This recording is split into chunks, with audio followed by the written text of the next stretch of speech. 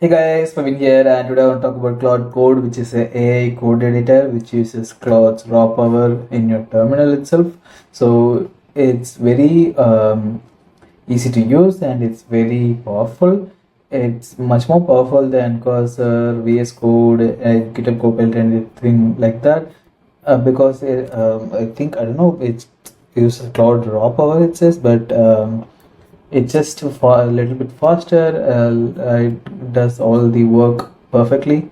So I have it right here. You can install by running this command, and once you run this command, it will be, you can do just Claude, and it will open up the Claude code thing.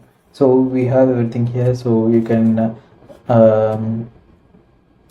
go ahead and use all these commands that we have, or you can just tell it something to do. So for something like edit login tsx2 or add more test coverage. So yeah, things like that. So it's very easy for that, and it has bash commands, it has vim profiles, everything, and you can use all these commands to update anything, get commands from pull request. You can read websites, you can add MCP servers to it. So yeah, try it out if you haven't, and you can do shift tab to auto accept edits, or you can just do plan mode. So it's very feature filled.